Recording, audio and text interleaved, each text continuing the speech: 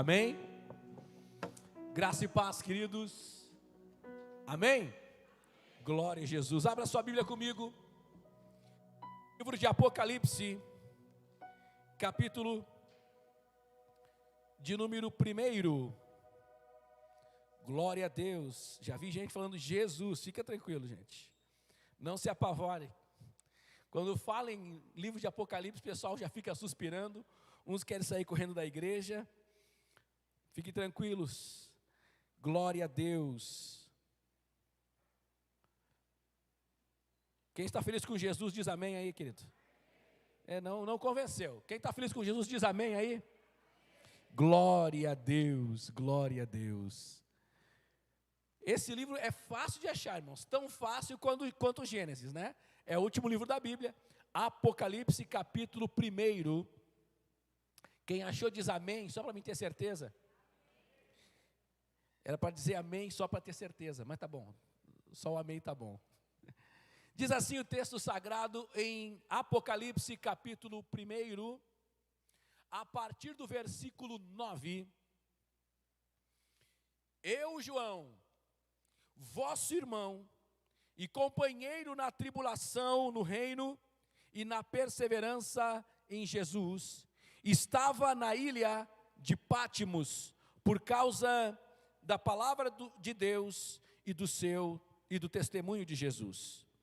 No dia do Senhor, eu me encontrei em espírito e ouvi atrás de mim uma voz forte como de trombeta, que dizia: escreve em um livro o que vês e envia-o às 7 igrejas: Éfeso, Esmirna, Pérgamo, Tiatira, Sardes, Filadélfia e Laodiceia. Virei-me para ver quem falava comigo. Ao me voltar, vi 7 candelabros de ouro, e no meio dos candelabros havia alguém, semelhante ao Filho do Homem, vestindo uma túnica longa e uma faixa de ouro na altura do peito.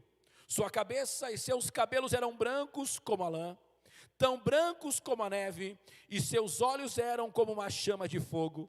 Seus pés eram parecidos com um metal brilhante, refinado em uma fornalha, e a sua voz era como a voz de muitas águas. Na mão direita ele segurava 7 estrelas, e da sua boca saía uma espada afiada de 2 gumes. Seu rosto brilhava como o sol no seu fulgor. Quando o vi, caí a seus pés, como se estivesse morto. Então ele pôs a mão direita sobre mim e disse: não temas, eu sou o primeiro e o último. Eu sou o que vive. Fui morto, mas agora estou aqui, vivo para todo sempre, e tenho as chaves da morte e do inferno.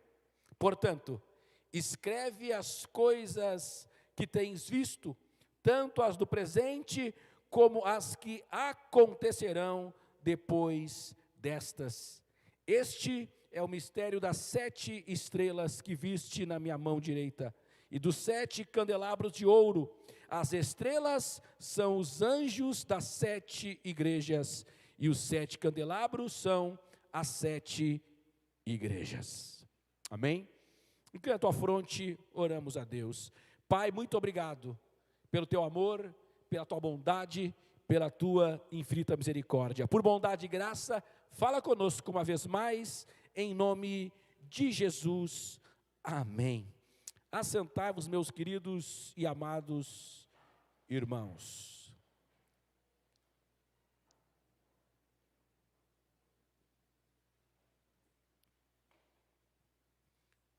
Alguns anos atrás, eu fui convidado para uma festa nova que agora se tornou muito comum entre papais e mamães, principalmente aqueles que são marinheiros de primeira viagem. E nesta festa, tinha toda uma pompa, era quase que nem uma festa de noivado, de casamento, era muito chique. E aí, um dado momento da festa, a pessoa então cortavam um bolo e havia uma expectativa ao cortar o bolo. Porque se o bolo fosse recheado de cor azul, é porque era um menino. Até que não resolvam processar quem usa azul por ser menino, né? E se o bolo fosse recheado de uma cor de rosa, era menina. É o famoso chá de revelação. Eu sou do tempo que para você saber se o filho era homem ou era mulher, ou tu pagava muito caro ou esperava nascer a criança. Então, para facilitar, a gente então comprava roupinha para o enxoval amarelo, que era uma cor neutra, né? E os nossos pais não tinham nem sequer esse privilégio. E tinha algumas mulheres que olhavam assim, a barriga é bicuda, é menino, é menina, é redonda. E 90% das vezes erravam igual. Tinha médico que fazia aquele exame, como é que vocês mulheres? Esse aí mesmo. Fazia os exames e no final, mesmo assim, às vezes dava errado. Veja bem, hoje é muito comum sermos convidados para o famoso chá de revelação. E há uma expectativa, porque geralmente no chá de revelação, funciona mais ou menos assim, se você não sabe. Uma pessoa da família é escolhida para saber o resultado com o médico. E esta pessoa, então, só ela sabe. Quer dizer, em tese, né? Às vezes dá umas vazadas, né? Mas o certo é ninguém ficar sabendo. E aquela pessoa, então, ela é responsável por fazer toda essa festa para esse chá de revelação. Queridos, quando se pensa em revelação, revelação fala de nós descobrirmos algo que está em oculto. O livro que nós acabamos de ler, o livro de Apocalipse, a palavra Apocalipse, no grego significa revelação. Quando se pensa no livro de Apocalipse, as pessoas ficam muito apavoradas, ficam preocupadas, porque a palavra Apocalipse, e quando se usa até muitas vezes num termo pejorativo, se fala, aquele foi um problema apocalíptico, quando é um problema sério, quando é algo ruim. Aquela tragédia foi algo, parecia o fim do mundo. Quando se pensa em Apocalipse, as pessoas associam a coisas ruins. Mas olha o que o texto vai dizer bem no começo, no capítulo 1, no verso 1. Revelação de Jesus Cristo, que Deus lhe deu para mostrar a seus servos as coisas que em breve devem acontecer. Queridos, Apocalipse é revelação, mas não é uma revelação qualquer, é a revelação de Jesus Cristo. A literatura apocalíptica era muito comum no contexto judaico, havia vários livros, inclusive muitos deles que não entraram no cânon das Escrituras, ou seja, não foram considerados inspirados, e portanto não foram colocados na Bíblia, porque não havia fonte fidedigna para comprovar a sua veracidade. Então os livros que vieram para o cânon das Escrituras eram livros que tinham de fato comprovação que eram inspirados por Deus. Mas havia muitas literaturas apocalípticas, inclusive em outros povos. Os nórdicos têm um mito apocalíptico do final dos tempos, eles chamam de Ragnarok, que é o fim dos tempos para a cultura nórdica. Claro que essa cultura, né, na época, os vikings, né, hoje essa é uma cultura que não é mais, não é tão conhecida. Em alguns lugares, nas regiões dos países, na região ali da Suécia, Noruega, aqueles países ali, está ressurgindo a religião nórdica, nos princípios dos vikings. É muito pequeno ainda esse movimento, mas já está acontecendo. Mas enfim, o conceito apocalíptico é algo que remonta, não apenas às Escrituras, mas diversas culturas. O livro de Apocalipse é um livro que ele fala da revelação de Jesus Cristo. É um livro que ele trata da profecia do fim dos tempos. É o último livro da Bíblia, mas é o livro que fecha todo o contexto escriturístico. É uma pena, irmãos, que muitas vezes nós, ao olharmos para este livro, e nós temos um certo receio de lê-lo. Há pessoas que nem já têm 30 anos de convertido e nunca leram Apocalipse, a não ser quando o pastor lê um texto isolado, porque quando se pensa em Apocalipse, nós relacionamos algo ruim. Mas a verdade, Apocalipse começa com a revelação de Jesus Cristo. É uma profecia que, por um lado, irmãos, o livro de Apocalipse, ele tem um tom, sim, assustador. Por quê? Porque fala da ascensão do maligno, fala da grande tribulação, fala do fim dos tempos. Este livro também tem um tom um tanto quanto dramático, porque descreve a batalha final entre o bem e o mal. Parece um roteiro de filme de Hollywood, mas não é por acaso. Mas é importante entender que a literatura apocalíptica, ela é cheia de símbolos. Nós precisamos saber como entender, interpretar. Muitas pessoas encaram o texto de Apocalipse de forma literal, mas ele é um livro que ele tem um aspecto de literalidade, tem coisas literais, concretas, mas o grande detalhe de Apocalipse é que ele tem muita figura de linguagem. Porque o que João viu era tão sublime, que João não tinha condições de descrever em palavras, e ele se vale de expressões, de figuras, que na época, para o povo que recebeu, no caso, quem recebeu as cartas foi justamente as 7 igrejas da Ásia. Como está o texto, esses eram os destinatários do texto apocalíptico, eles entendiam porque fazia parte da cultura da época. É importante, irmãos, quando nós vamos para o texto sagrado, nós precisamos entender primeiro o seu contexto e o que o autor estava dizendo para os seus receptores originais, para aquele povo que ouviu naquela época. Então, para eles, estas expressões que nós vemos tinham um certo sentido para nós. Nós estamos a 2000 anos de distância. A língua, ela é muito fluida, ela é muito dinâmica, ela muda com facilidade. O português, quantas mudanças teve na nossa gramática? Imagina 2000 anos. E o pior, o livro foi escrito não na nossa língua, ele foi escrito justamente em grego. Mas o pior não é isso, irmã Camila. O pior é que o livro foi escrito em grego por judeus que falam hebraico. Então, apesar de ser escrito na língua grega, o pano de fundo é um pano de fundo hebraico, que é completamente diferente da cultura grega. Veja bem como tudo isso é importante nós sabermos. No versículo 19, nós vemos o autor dizendo: as coisas que tens visto, as que são e as que depois hão de acontecer. O livro de Apocalipse, ele compreende 3 fases. Coisas que já aconteceram. Então, algumas coisas em Apocalipse, escute isto, já aconteceram no primeiro século, naquele primeiro tempo. Algumas coisas já aconteceram.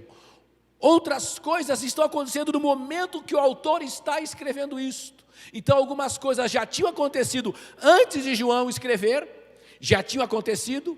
Outras coisas aconteceriam no tempo em que João, o autor desse livro, estava vivendo, e coisas que ainda haveriam de acontecer. As coisas que ainda estariam para acontecer, estas são para mim e para você. A igreja do futuro. O livro de Apocalipse, meus amados, preste atenção nisso. Ele não é um livro para ser temido, não é um livro que conta uma história de terror, é um livro que relata a vitória do Cordeiro, aleluia.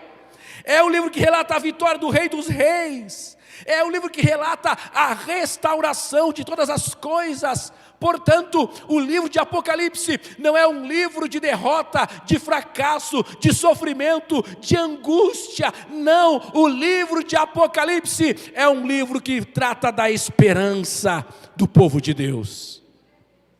Entenda isso. E você vai começar a encarar Apocalipse com outros olhos. O livro trata de muitos símbolos. Há, por exemplo, 7 igrejas, os 7 selos, 7 trombetas, 7 taças. Existem 7 anjos que estão diante do Senhor. Também falam das bênçãos, né? As 7 bênçãos ou bem-aventuranças. Veja bem, é um livro que ele tem todo um mistério embutido nele. Mas é um livro, irmãos, que quando nós lemos, nós temos que entender que esse livro ele retrata o plano redentivo do Senhor, que culmina com a volta de Cristo e o estabelecimento do reino de Cristo nesta terra, a restauração de todas as coisas. A Bíblia diz, e para você entender Apocalipse, nós temos que ver também outros textos da Bíblia. Isaías, Ezequiel e tantos outros profetas que também traziam nuances da escatologia bíblica. Por exemplo, Isaías vai dizer que depois, quando Cristo estiver reinando, o leão comerá palha como boi. A criança poderá brincar com uma serpente e não vai ser mordida. Vai ser a volta. Apocalipse é o encerramento do que era o Éden. O que era o Éden no princípio, assim como era o jardim do Éden no princípio, agora em Apocalipse é a consumação do Éden, só que agora restaurado, e agora o segundo Adão, não mais o primeiro Adão que pecou, mas agora o segundo Adão, a saber, Jesus Cristo, reinando nesta terra, aleluia! Que coisa tremenda, e sabe o que é mais tremendo nisso? É que quando isso se concluir, irmão Mauro, a Bíblia vai dizer que a igreja, os fiéis, os eleitos, reinarão com Cristo. Você que estava pensando que ia passar o resto da vida sentado numa nuvem, tocando harpa, como nos desenhinhos, não, querido, a igreja vai, mas depois ela volta, e é aqui nesta terra que nós vamos trabalhar, é aqui que nós vamos durante toda a eternidade servir o Senhor, não é o tempo todo lá, irmãos, como muitos de nós pensávamos, que íamos ficar, não, irmãos, o texto é muito, se você ler Apocalipse, muitos pensam isso, porque não leram Apocalipse? Apocalipse é claro no final, quando diz que a igreja, que os fiéis vão reinar com Cristo nesta terra, agora não uma terra poluída, não uma terra com todos os problemas que ela existe hoje, mas uma terra restaurada. Vamos beber do rio da água da vida, vamos comer do fruto da árvore da vida, que Apocalipse diz que o seu fruto serve de cura para as nações, aleluia. O contexto histórico do livro de Apocalipse é um contexto muito sério, num período difícil, em que os cristãos estavam sendo perseguidos pelo Império Romano, havia sido instituído o culto ao imperador, no qual todas as pessoas tinham que cultuar o imperador como se ele fosse Deus, e adivinha quem era o único povo, ou os 2 únicos povos que não adoravam o imperador? Os crentes, tinha que ser os crentes, porque os cristãos, eles não adoravam o imperador, eles não se curvavam a César, a palavra Senhor, no grego Kyrios, Senhor, era o título atribuído somente ao Senhor, mas César, ele usurpou esse título, e César queria ser chamado de Kyrios, de Senhor, mas os cristãos não aceitavam cultuar a homens, e não se curvavam, e eram portanto perseguidos. Neste contexto, nós encontramos o apóstolo João, o último dos apóstolos, cerca de 90 anos de idade. Segundo o relato de Eusébio de Cesareia e outros historiadores, ele foi preso e foi levado para ser literalmente cozido num panelão fervente, 90 anos. E a história não está na Bíblia, meu querido.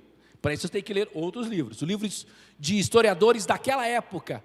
Relata que quando colocaram João naquele caldeirão de óleo fervente, miraculosamente ele foi completamente guardado por Deus e nenhuma parte do seu corpo foi queimada. Ele ficou lá dentro, numa sauna, nadando no óleo.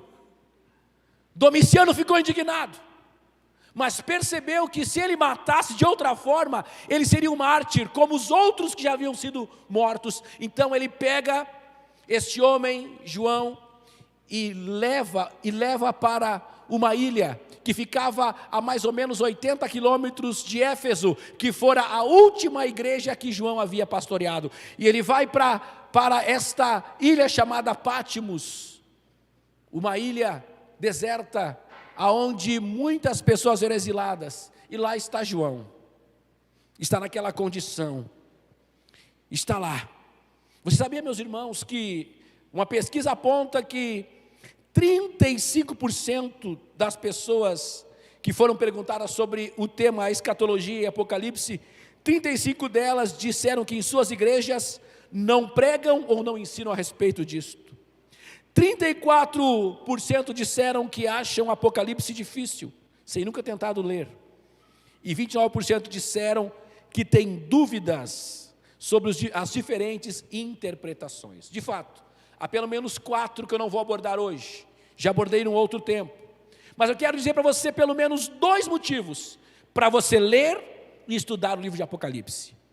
O primeiro motivo, nós encontramos justamente no versículo de número 3, que diz assim, Apocalipse 1:3 diz assim: bem-aventurados os que leem e também os que ouvem as palavras desta profecia.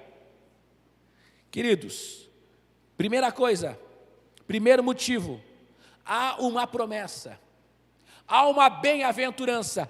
Bem-aventurado, ou seja, mais do que feliz, é aquele que lê e também aquele que ouve as palavras deste livro. Por que ler e ouvir? Pelo seguinte, naquela época, geralmente uma carta era enviada, era uma carta, e aquela cópia ela ia para as mãos do pastor ou do líder da congregação, e aquela carta literalmente ela era lida. Então o pastor, o líder daquela congregação, o presbítero, o ancião, ele lia e o povo ouvia. Enquanto ele lia, ele estava sendo abençoado. O povo que ouvia também estava abençoado, estava sendo bem-aventurado com isto. Mas o segundo motivo da expressão ouvir é porque a maioria das pessoas eram iletradas, nem todos sabiam ler. E por isso que a Bíblia diz que a fé vem pelo ouvir, e pelo ouvir da palavra de Cristo, porque naquela época era muito mais comum as pessoas ouvirem a respeito da palavra do que as pessoas lerem a respeito da palavra, até porque eram apenas poucas cópias. Mas eu quero que você pense comigo, este é o contexto, este é o pano de fundo de Apocalipse. Eu quero que você pense comigo agora um detalhe muito importante. O texto nos diz que João estava lá, prisioneiro, exilado, na ilha chamada Pátimos. Versículo 9 vai dizer assim: eu, João, vosso irmão, vosso companheiro na tribulação. João está dizendo, olha, não é só vocês, ele está apontando para os irmãos daquela época, não é só vocês que estão em tribulação, não é só vocês que estão lutando, não é só vocês, eu sou o vosso irmão, eu sou o vosso companheiro na tribulação. Sabe, irmãos, que eu penso que isso é algo que precisamos trazer para o nosso contexto hoje, e que nós muitas vezes pensamos que as nossas lutas e mazelas é só nós que temos. Muitas vezes nós pensamos que só nós ficamos tristes, só nós ficamos chateados, só nós que temos lutas e dores, e nós achamos, irmãos, que nós somos uns coitadinhos, ninguém está vendo a minha dor, ninguém está vendo que eu estou sofrendo. Mas João, que foi fervido em óleo e não se queimou, é mandado para o exílio, trabalhar em minas de carvão, 90 anos, e João não está se queixando.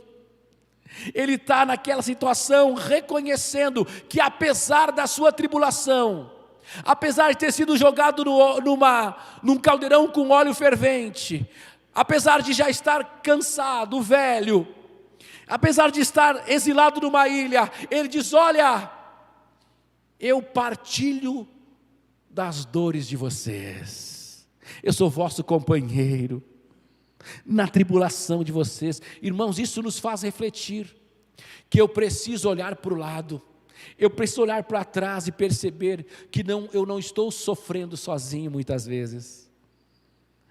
Mas quantas vezes, irmãos, nós pensamos que só nós somos o patinho feio, só nós estamos sofrendo, ninguém me vê, ninguém me ama, ninguém está vendo meu sofrimento. Ei, não é só você, mas uma coisa é certa: o mesmo Deus que consolava João, que consolava o povo que estava sendo perseguido, é o mesmo Deus que está aqui nesta noite, para te tomar pela mão e para te dar vitória, aleluia. Você não está sofrendo sozinho. O texto vai dizer: na tribulação, no reino e na perseverança em Jesus. Olha o texto: estava na ilha chamada Pátimos, por causa da palavra de Deus e do testemunho de Jesus. Ele foi mandado para lá, porque ele se negou a cultuar o imperador, ele se negou a chamar César de Senhor, chamar o imperador de Senhor, ele se negou. Então, foi por causa do testemunho de Jesus, mas ele perseverou. Então, do mesmo modo que ele é nosso companheiro nas tribulações, ele nos convida para sermos companheiros dele na perseverança. Precisamos perseverar na palavra do Senhor. Estava na ilha chamada Pátimos por causa da palavra de Deus e do testemunho de Jesus no dia do Senhor. Aqui, essa expressão no dia do Senhor não é uma referência, porque alguns textos de Apocalipse, quando está lá o dia do Senhor, quando Jesus fala o dia do Senhor, é uma alusão à volta de Jesus, à segunda vida de Jesus. Aqui neste contexto, o dia do Senhor se refere a um dia da semana, a saber, o domingo.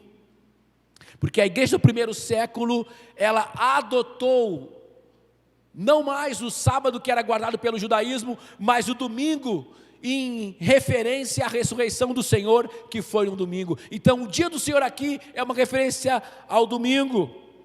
Estava lá, me encontrei, e o texto vai dizer que no dia do Senhor, ele se encontrou em espírito, ele ouviu atrás dele uma voz forte como de trombeta.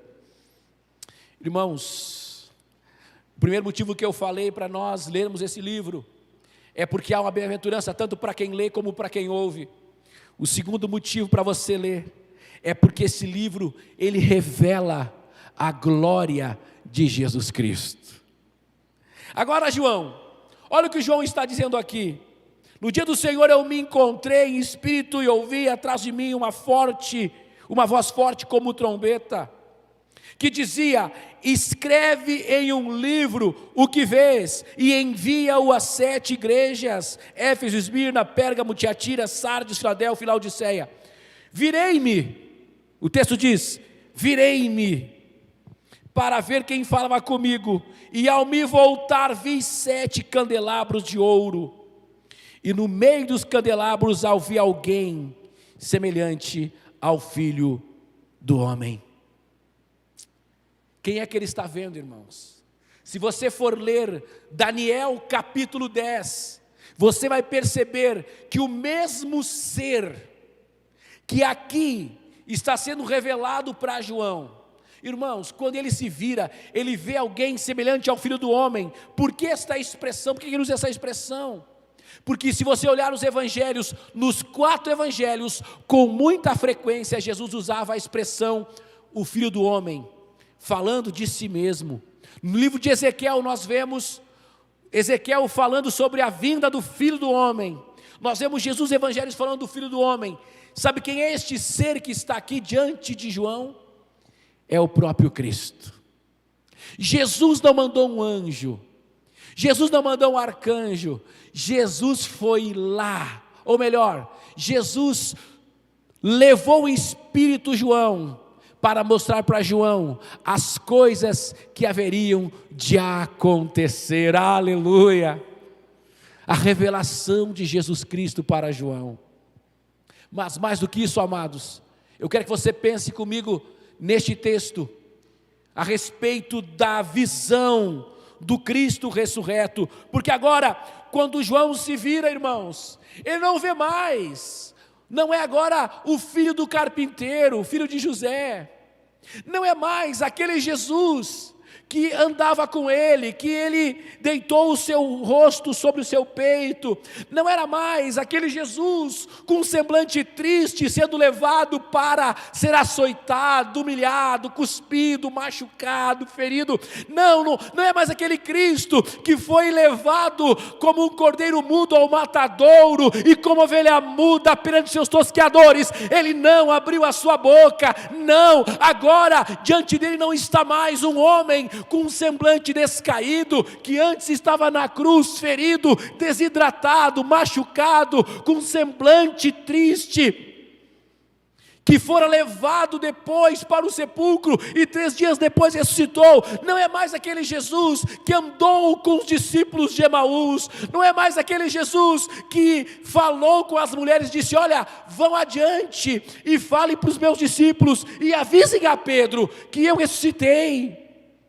Não é mais o Cristo ressurreto, agora o Cristo que se revela é o Cristo glorificado.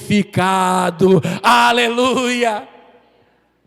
E olha o que o texto vai dizer no versículo 13: no meio dos candelabros havia alguém semelhante ao Filho dos Homens, o Filho do Homem, vestindo uma túnica longa e uma faixa de ouro da altura do peito.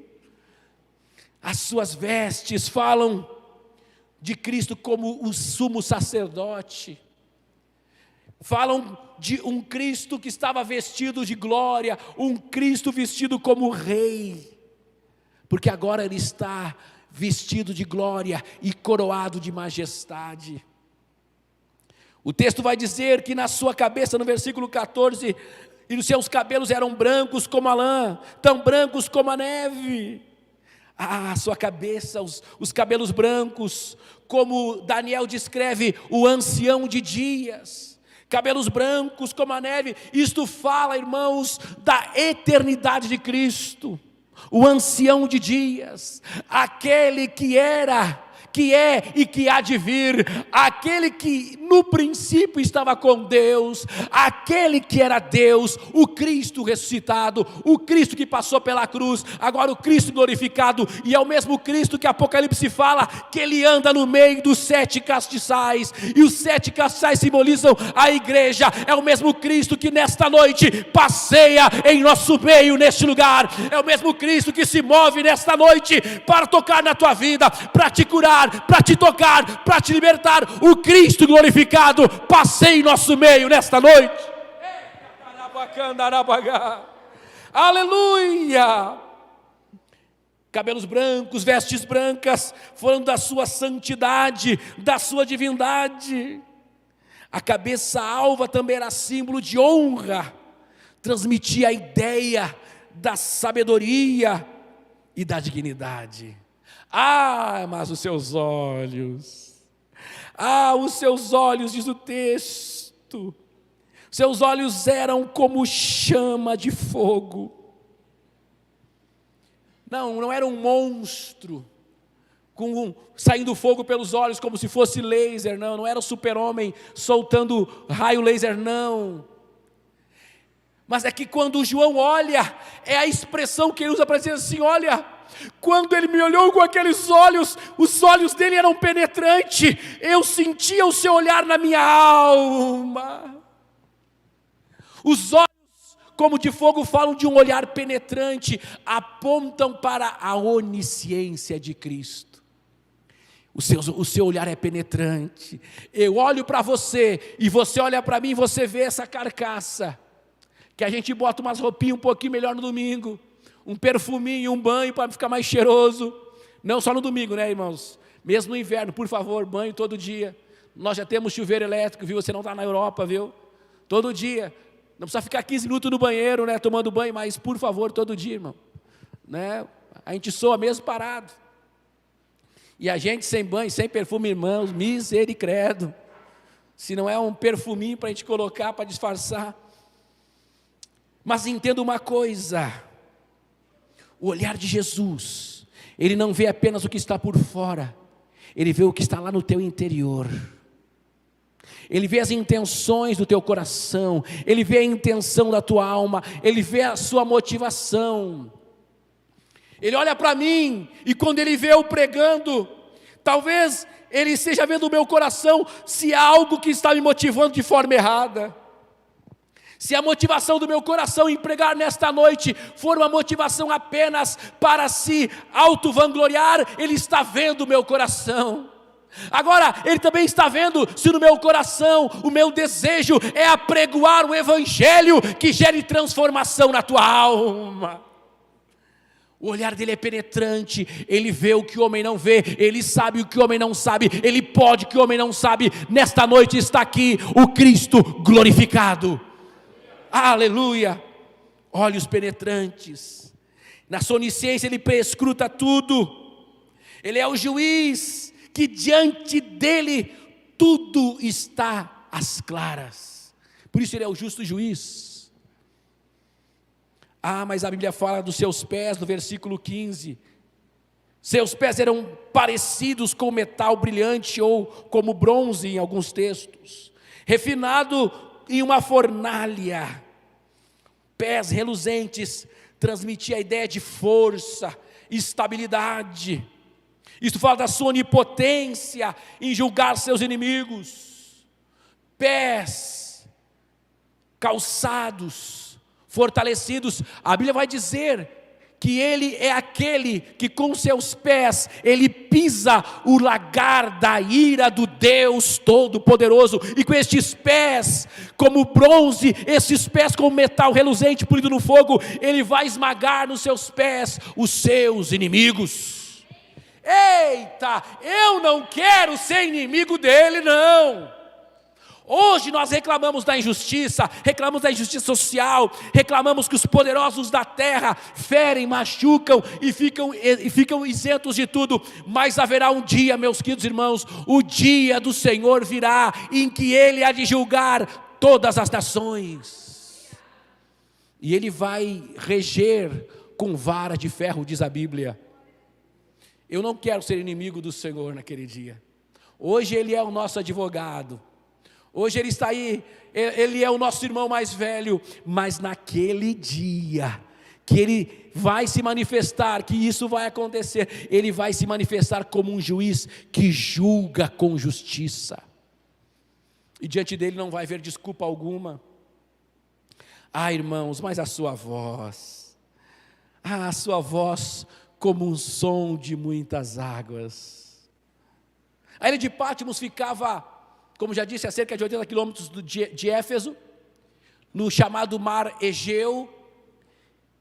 Quem já esteve na cidade de Torres, sabe que tem lá um local ali, na praia de Torres, eu acho que é a Praia da Guarita, não, é uma outra praia lá, que a gente pode ver as águas do mar batendo nas rochas.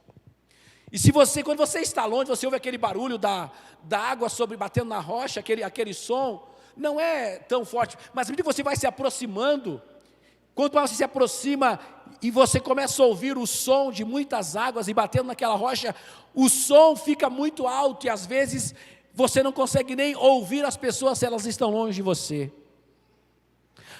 A Bíblia vai dizer que esta voz, como voz de muitas águas, um barulho alto, isso fala do poder irresistível da sua palavra, do seu julgamento.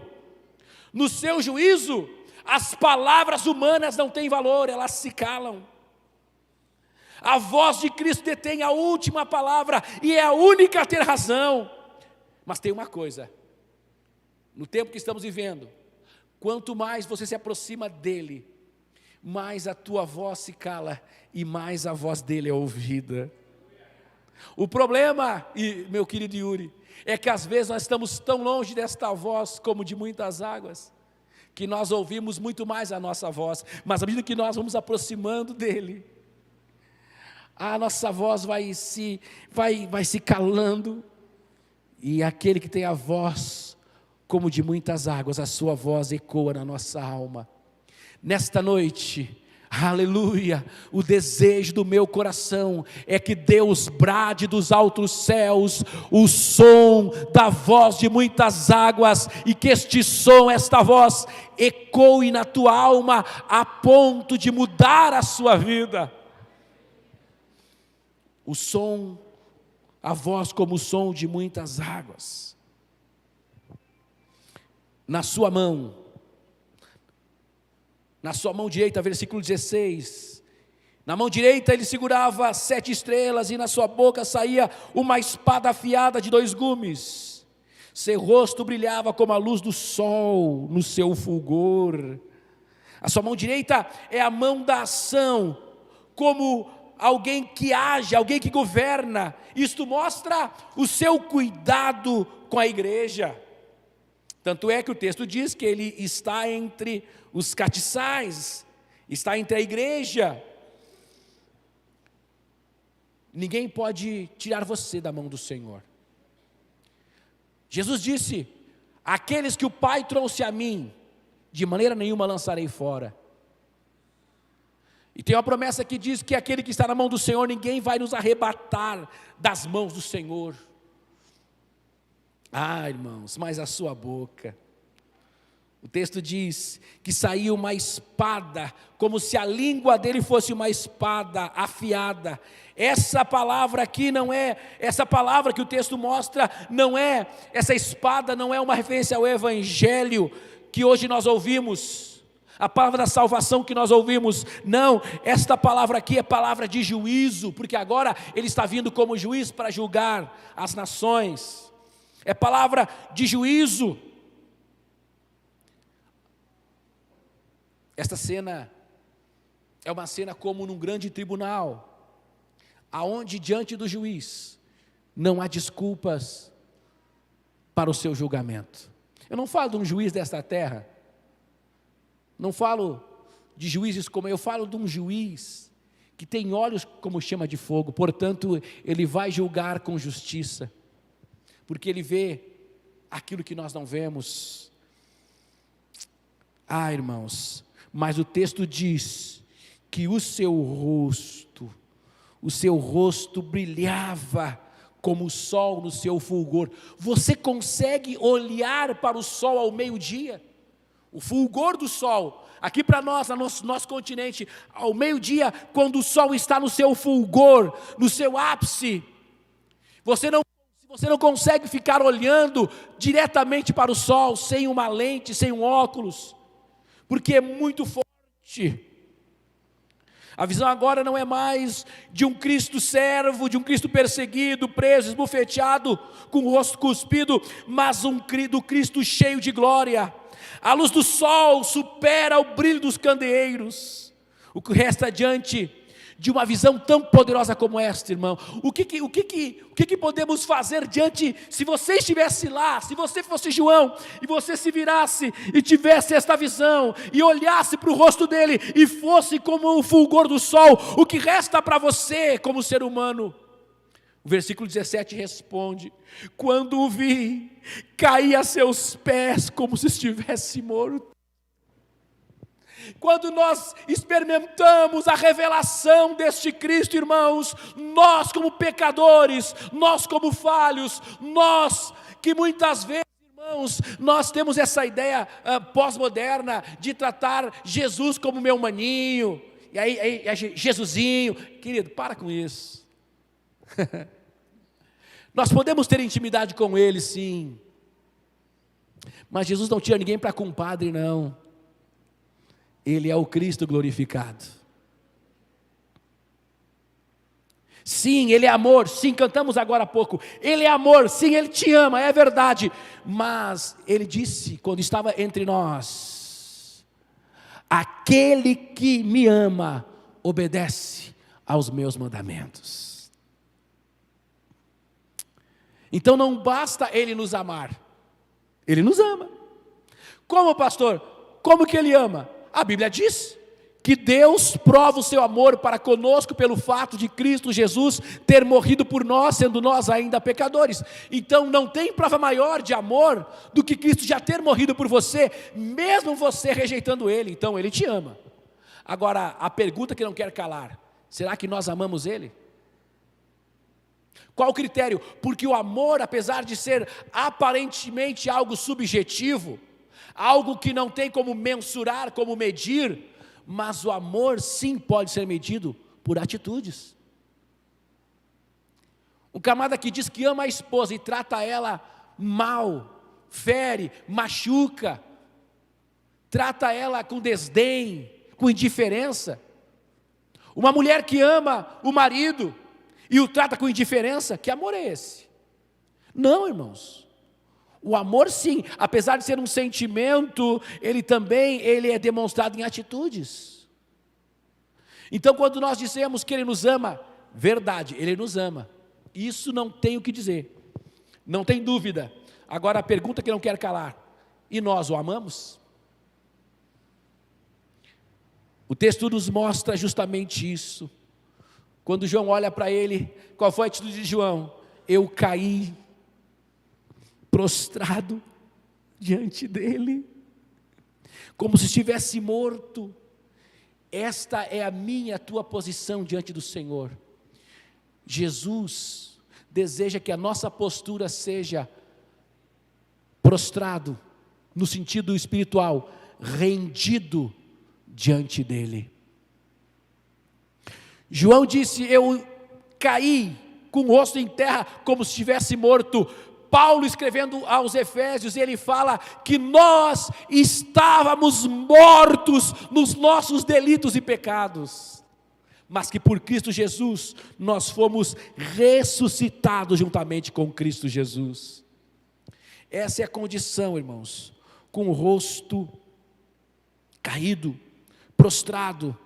Não há outra reação que eu e você tenhamos de ter, a não ser esta, diante da revelação da glória de Cristo. Nós estamos acostumados, irmãos, a nós observarmos apenas o Cristo de Mel Gibson, ferido, machucado, no filme A Paixão de Cristo. Essa é uma figura. Mas o Cristo que nós servimos hoje, aleluia, Ele é aquele que cavalga nas asas do vento. Ele é aquele que é onipotente, Ele é aquele que já subjugou a morte, é aquele que já tomou a chave da morte do inferno. O Cristo que nós servimos é aquele que cuida da sua igreja, é aquele que cuida do seu povo. O Cristo que já passou pela cruz, que já ressuscitou. É importante você entender a obra da cruz, mas é importante você saber que o Cristo que você serve, que você canta na liturgia do culto, que você ora a Ele e você lê a sua palavra, o Cristo, Ele é poderoso e Ele está aqui nesta noite. Escute uma coisa: não há outra posição mais cabível para mim e para você do que esta, rendidos aos pés do Senhor. Mas olha o versículo 18, que coisa tremenda. João está lá, caído, como morto, estarrecido, Henrique, estarrecido diante daquela visão. E olha só agora o que acontece, o texto é maravilhoso. Quando o vi, caí a seus pés, como se estivesse morto. Então ele pôs a mão direita sobre mim e disse: não temas, eu sou o primeiro e o último, Eu sou o que vive. Fui morto, mas agora estou aqui, vivo para todo sempre, e tenho a chave da morte e do inferno. O versículo 18 aponta justamente para a vitória triunfal de Jesus Cristo. Eu quero que nesta noite, você pare comigo. Eu fiz nesta noite uma introdução apenas a respeito desse livro tão poderoso, para que você entenda que em cada página do Apocalipse, você vai ver, página por página, Cristo vencendo, Cristo vencendo, Cristo vencendo, Cristo vencendo, Cristo vencendo, Cristo vencendo. Você vai ver em cada página do Apocalipse, o meu Cristo, o teu Cristo vencendo. Portanto, não é motivo de você ficar preocupado, irmãos, quando estourou a pandemia, meu Deus, que loucura, é o Apocalipse, é o fim do mundo, todo mundo apavorado. Querido, se você estiver nele, aconteça o que acontecer, a Bíblia diz que Ele vai preservar o seu povo. Vale a pena servir a Jesus. Se coloque em pé, eu quero orar com você. Ao ver o Cristo glorificado, João cai a seus pés. João percebe que estava diante de uma manifestação poderosa de Deus na sua vida. Esta presença poderosa de Deus na vida de João o faz se prostrar reverentemente perante o Senhor. Eu aprendo com este exemplo que na presença do Senhor devemos ter reverência e temor. Mas ao ficar prostrado, João é tocado por Jesus, que lhe diz: não tenha medo. Nesta noite, eu encerro a minha fala dizendo para você, lembra lá no começo quando eu falei que João declarou: eu sou vosso companheiro na tribulação, no reino e na perseverança.